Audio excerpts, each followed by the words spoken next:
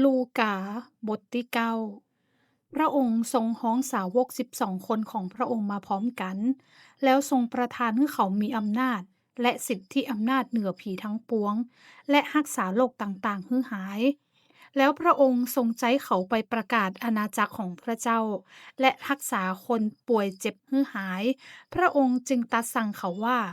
บดีเอาอย่างไปใจต่างๆเช่นไม้เท้าหรือย่ามหรืออาหาร หรือเงินหรือเสื้อคลุม2 ตัวและถ้าเข้าไปในเฮือนไหนจงอาศัยอยู่เฮือนนั้นจนกว่าจะไปผู้ใดบ่ต้อนรับหมู่ท่านเมื่อท่านจะไปจากเมืองนั้นจงสะบัดผงคลีดินออกจากตีนของท่านออกส่อไปหึ่งหันความผิดของเขาเหล่าสาวกจึงออกไปตามเมืองต่างๆประกาศข่าวประเสริฐและรักษาคนป่วยเจ็บทุกแห่งให้หาย ฝ่ายเฮโรดเจ้าเมืองได้ยินเรื่องเหตุการณ์ทั้งปวงซึ่งพระองค์ได้ยะนั้นจึงคิดสงสัยนักย้อนว่าบางคนว่ายอนนั้นเป็นขึ้นมาจากความตายบางคนก็ว่าเป็นเอลียามาปรากฏคนอื่นว่าเป็นศาสดาพยากรณ์โบราณปิกขึ้นมาแห่งกรรมเฮโรดจึงว่ายอนนั้นเฮาได้ตัดหัวแล้วแต่คนนี้ที่เฮาได้ยินเหตุการณ์ของเขาจะอี้คือผู้ใดเล่า แล้วเฮโรดจึงหาโอกาสที่จะหันพระองค์คันสาวกปิกมาแล้วเขาทูลพระองค์ถึงบรรดาการซึ่งเขาได้ยะนั้นพระองค์จึงพาเขาไปยังที่เปลี่ยวแต่ลำพังใกล้เมืองที่ฮ้องว่าเบ็ดไซดาแต่เมื่อประชาชนรู้แล้วจึงตวยพระองค์ไปพระองค์ทรงต้อนรับเขาตัดสั่งสอนเขาถึงอาณาจักรของพระเจ้าและผู้คนที่ต้องการหายโรคพระองค์ก็ทรงรักษาฮือ คั้นกำลังจะแลงแล้วสาวก12คนมาทูลพระองค์ว่าขอให้ประชาชนไปตามเมืองต่างๆและชนบทที่อยู่แถบนี้หาที่พักนอนและหาข้าวกินย้อนว่าที่เฮาอยู่นี้เป็นที่เปียวแต่พระองค์ทรงตรัสแก่เขาว่าหมู่ท่านจงเลี้ยงเขาเตอะเขาทูลว่าเฮาบ่มีอะหยังนักมีก้าขนมปัง5 ก้อนกับปลา2 ตัวเว้นเหียแต่เฮาจะไปซื้ออาหารสำหรับคนทั้งปวงนี้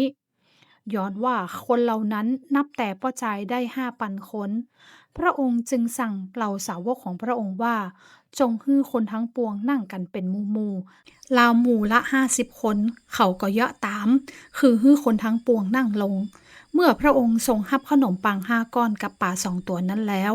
ก็แงนพระพักดูฟ้าสวรรค์ขอบพระคุณแล้วฮักทรงฮื้อแก่สาวกฮื้อเขาแจกแก่ประชาชน เขาได้กินอิ่มกันคู่คน แล้วเขาเก็บเศษอาหารที่ยังเหลืออยู่นั้นได้12 กระบุง ต่อมาเมื่อพระองค์กำลังอธิษฐานอยู่แต่ลำพังเหล่าสาวกอยู่กับพระองค์ พระองค์จึงตรัสถามเขาว่า คนทั้งปวงอู้กันว่าเฮาเป็นผู้ใดเหล่าสาวกทูลตอบว่า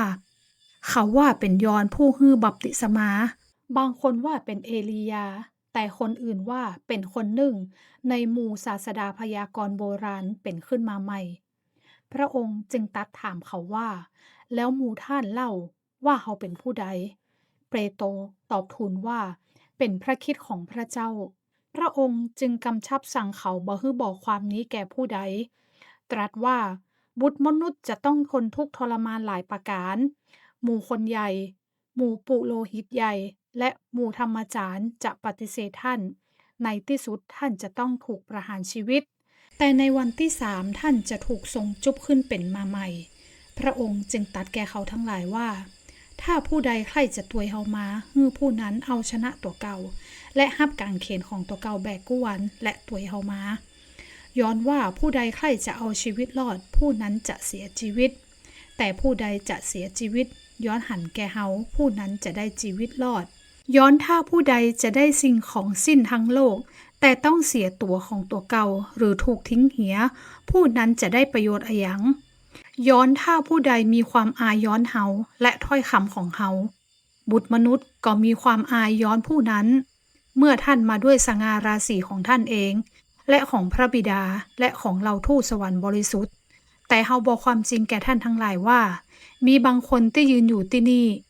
ซึ่งยังจะบ่ฮู้รสความตายจนกว่าจะหันอาณาจักรของพระเจ้า ต่อมาภายหลังพระองค์ได้ตรัสคำเหล่านั้น ประมาณ8 วัน พระองค์จึงทรงพาเปโตร ยอห์นและยากอบขึ้นไปบนภูเขาเพื่ออธิษฐาน ขณะที่พระองค์กำลังอธิษฐานอยู่ วรรณะพระพักตร์ของพระองค์ก็เปลี่ยนไปและฉลองพระองค์ก็ขาวขึ้นมันระยับพอเตอะมีชาย2 คนสนทนาอยู่กับพระองค์คือโมเสสและเอลียาผู้มาปรากฏด้วยสง่าราศีและกล่าวถึงการมรณาของพระองค์ซึ่งจะสำเร็จในกรุงเยรูซาเล็มฝ่ายเปโตรกับคนที่อยู่ตัวนั้นก็ง่วงเหงาหาวนอนแต่เมื่อเขาตาเป่งขึ้นเขาก็ได้หันสง่าราศีของพระองค์และเห็นชาย2 คนนั้นยืนอยู่กับพระองค์ต่อมาเมื่อ2 คนนั้นกำลังลาพระองค์ไปเปโตรจึงทูลพระองค์ว่าพระอาจารย์เจ้าข้าซึ่งเฮาอยู่ที่นี่ก็ดีข้าพระองค์ทำพระพรา3 หลังสำหรับพระองค์1 หลังสำหรับโมเสส1 หลังสำหรับเอลียา1 หลังเปโตรบ่เข้าใจว่าตัวเก่าอู้อะหยังเมื่อเขากำลังอู้คำเหล่านั้นมีเมฆมาคุมเขาไว้และเมื่อเข้ามาอยู่ในเมฆนั้นเขาก็กลัวมีพระสุรเสียงออกมาจากเมฆนั้นว่าผู้นี้เป็นบุตรที่ฮักของเฮาจงฟังท่านเตอะเมื่อพระสุรเสียงนั้นสงบลงพระเยซูทรงสถิตอยู่ผู้เดียวเขาทั้ง3ก็เก็บเรื่องนี้ไว้และในการครั้งนั้นเขาบ่ได้บอกเหตุการณ์ซึ่งเขาได้หันแก่ผู้ใดต่อมาวันรุ่งขึ้นเมื่อพระองค์กับเหล่าสาวกมาจากภูเขาแล้วก็หันคนมากมายมาพบพระองค์พอเตอะมีชายคนหนึ่งในหมู่ประชาชนฮ้องว่าอาจารย์เจ้าข้าขอพระองค์ทรงโปรดทอดพระเนตรลูกชายของข้าเจ้าย้อนว่าข้าเจ้ามีลูกคนเดียวและพอเตอะผีมักจะเข้าสิงเขาละอ่อนก็โฮร้องขึ้นทันทีผียะหือละอ่อนนั้นจักดิ้นน้ำลายฟูมปากทำให้ตัวฟกจ้ำบ่ไข้ออกจากตัวเขาเลยข้าเจ้าได้ขอเหล่าสาวกของพระองค์ฮื้อขับมันออกเหียแต่เขายะบ่ได้พระเยซูตรัสตอบว่าโอ้คนในยุคที่ขาดความเชื่อและมีทิฐิชั่วเฮาจะต้องอยู่กับเจ้าตั้งหลายและอดทนย้อนหมู่ท่านนานเต้าใดจงปาบุตรของท่านมาที่นี่เตอะเมื่อละอ่อนนั้นกำลังมาผีก็ย่างเขาล้มจักดิ้นใหญ่แต่พระเยซูสำทับผีโสโครกนั้นและทรงรักษาละอ่อนฮื้อหายแล้วส่งคืนฮื้อพ่อเขาคนทั้งปวงก็ประหลาดใจนักย้อนฤทธิเดชอันยิ่งใหญ่ของพระเจ้าแต่เมื่อเขาตั้งหลายยังประหลาดใจอยู่นั้นย้อนเหตุการณ์ตั้งปวงซึ่งพระเยซูได้ทรงยะนั้น